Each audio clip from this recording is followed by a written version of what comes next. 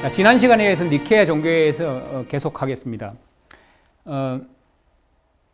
니케아 종교회의 이후 수십 년 동안 가장 중요한 쟁점은 신성의 세 격이신 아버지와 아들과 성령의 관계를 어떻게 기술하냐 하는 것이었습니다.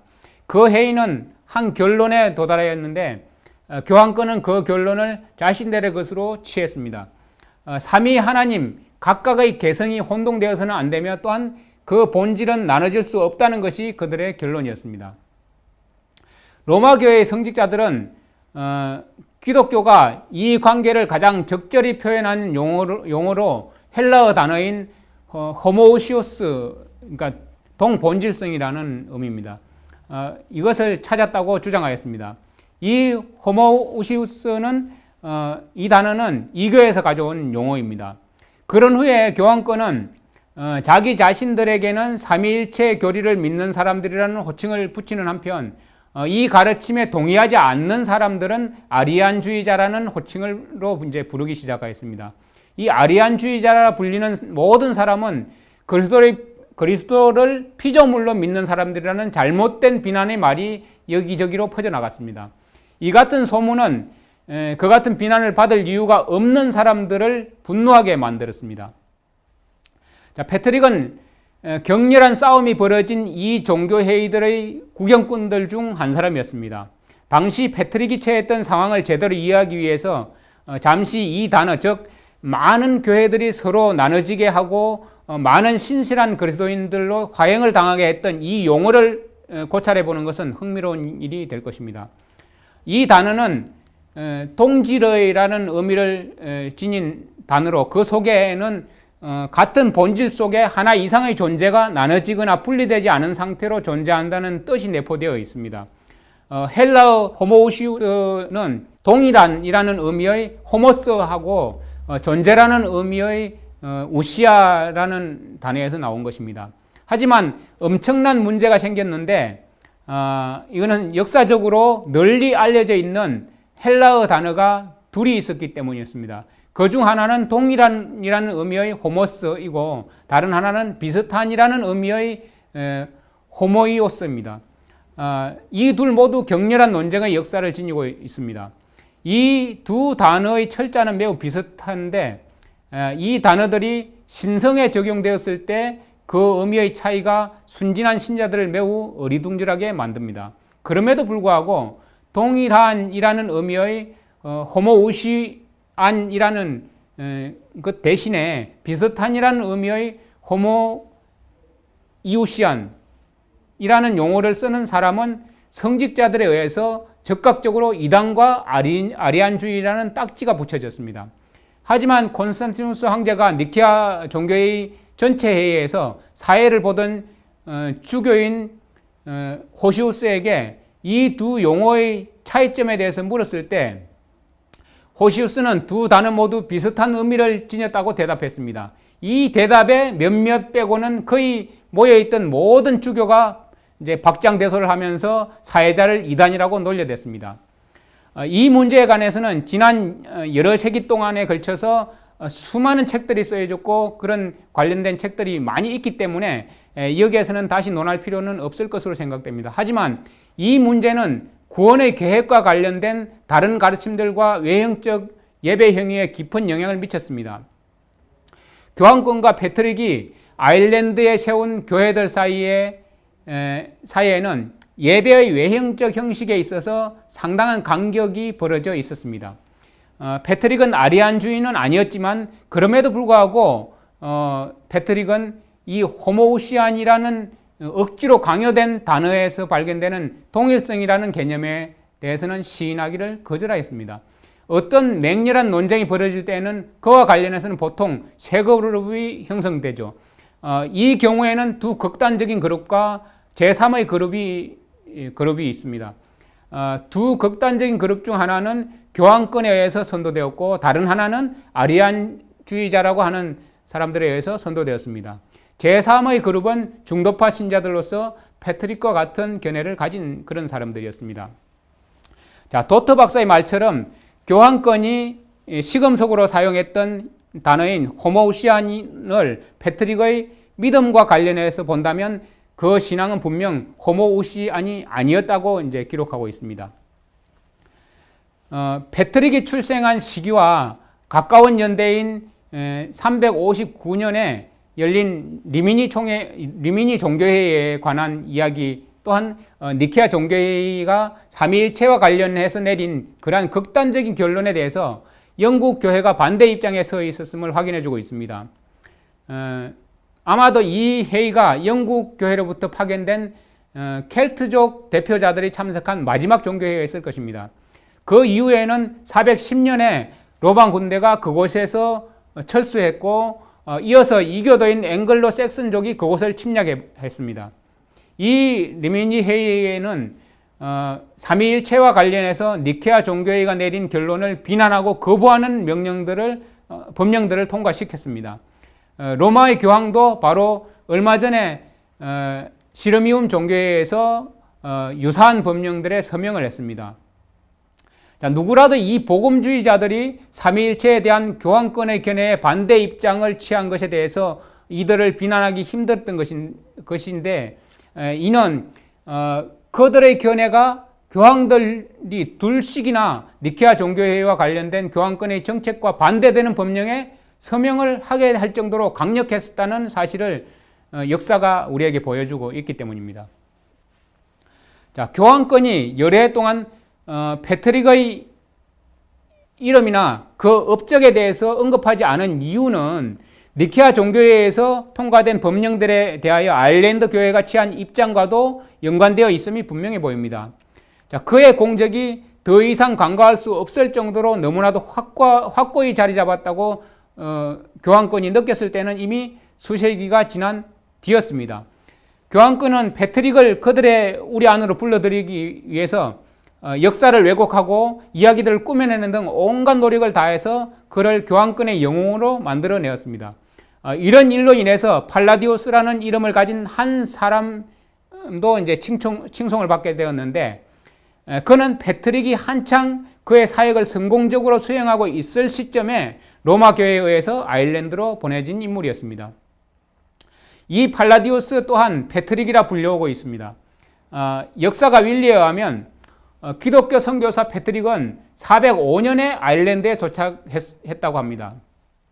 자, 패트릭이 아일랜드에 언제 도착했는지는 대단히 중요한데 그 이유는 여러 세기 후에 교황 셀레티누스가 아일랜드에 팔라디우스라는 선교사를 보냈는데 이때 교황은 팔라디우스와 패트릭을 혼동시키려는 의도가 있었기 때문입니다.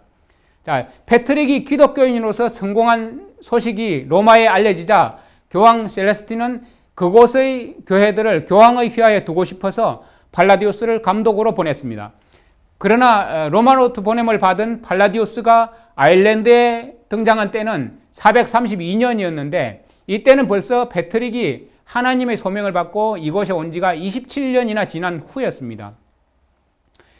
대개의 역사가들은 바로 이때 아일랜드로 간 사람을 패트릭이라고 주장하고 있으나 사실은 팔라디우스를 패트릭이라는 이름으로 둔갑시켜버린 것입니다.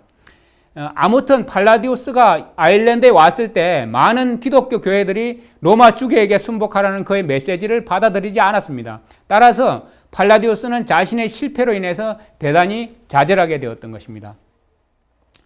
자, 한편으로 패트릭은 자신을 대신해서 십자가에 달리신 예수님을 바라보았습니다.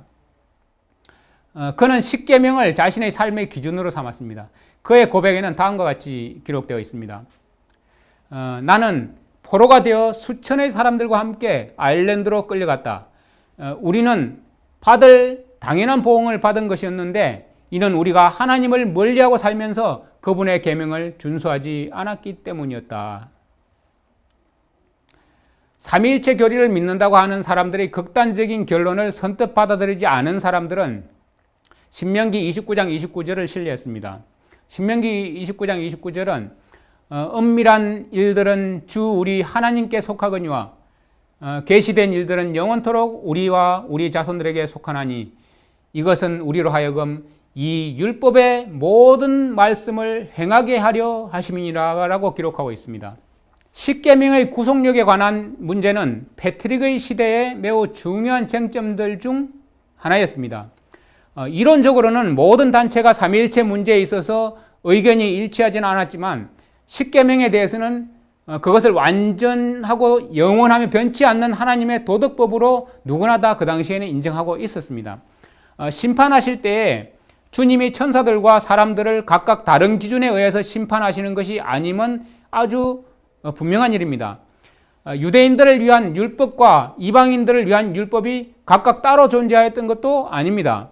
하늘에서 벌어진 사탄의 반역은 영원한 도덕법에 대한 대반란의 시발점이었습니다.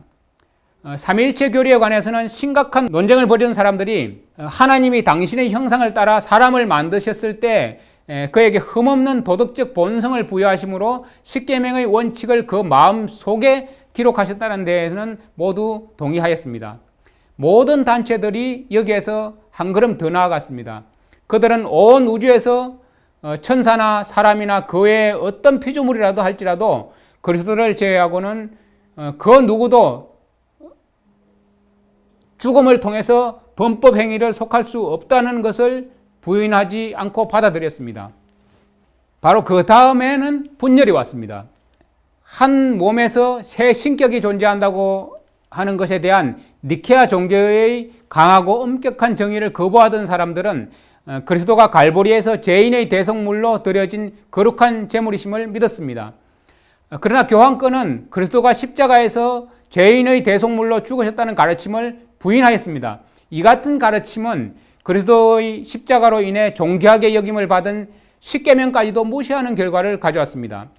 율법은 영원히 확대되고 존경을 받아 마땅하다고 생각했던 사람들은 사망이 하나님의 아들만 자기의 것으로 주장하고 아버지와 성령에게는 손을 대지 않았다는 것을 믿었습니다. 이것은 패트릭이나 그의 후계자들의 가르침도 이와 동일하였습니다. 켈트 교회는 이러한 믿음으로 십계명의 신성성을 드높였습니다.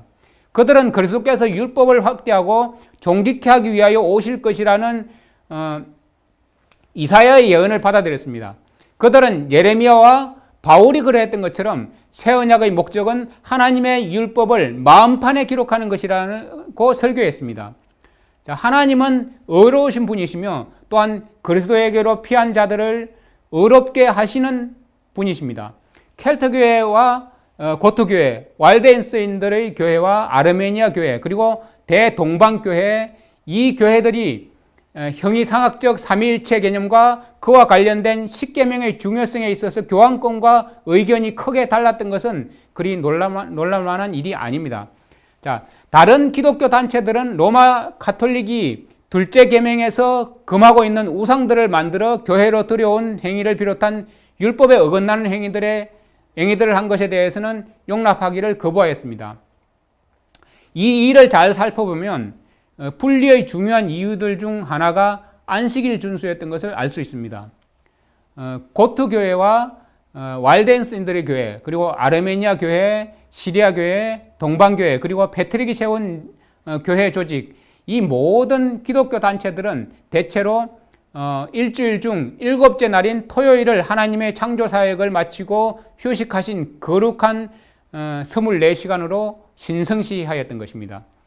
많은 사람들이 일요일에도 종교 집회를 가졌는데 이것은 오늘날 많은 교회들이 수요일에 기도회로 모이는 것과 같은 성격의 모임이었습니다. 이 문제는 추후에 여러 장들에서 더더욱 여러분과 함께 살펴볼 것입니다. 역사학자인 플릭은 켈트 교회를 다루면서 다음과 같이 기록하고 있습니다. 켈트 사람들은 벌게이트역과는 다른 라틴어판 성경을 사용했으며 토요일을 휴식의 날로 지켰다. 그들은 또한 일요일에도 특별 종교 집회를 가졌다라고 이제 기록하고 있습니다. 자, 리클립 바넷은 열렬한 천주교 신자로서 1060년에 최초로 콜룸바의 형제들을 파멸로 몰고자 시도했던 스코틀랜드의 왕비에 관해서 기록한 그의 책에 이렇게 기록하고 있습니다. 그 스코틀랜드인들은 이런 식으로 고대 아일랜드 교회의 전통적인 관습, 곧 일요일 대신에 토요일을 휴식의 날로 준수하는 일을 계속하였다라고 이제 기록하고 있습니다. 스코틀랜드를 기독교로 개종시킨 콜룸바는 또한 그를 따르는 사람들에게 자신들이 예언적이고 복음적이고 사도적인 저술들로부터 배운 것대로 경건하고 순결한 생활을 해야 한다고 가르쳤습니다. 이 사실은 패트릭과 그의 대학들이 성경을 모든 교육의 근원과 중심으로 삼았음을 잘 나타내 보여주고 있는 것이죠. 이것으로 이 시간을 마치도록 하겠습니다. 다음 이 시간에 다시 뵙도록 하겠습니다. 감사합니다.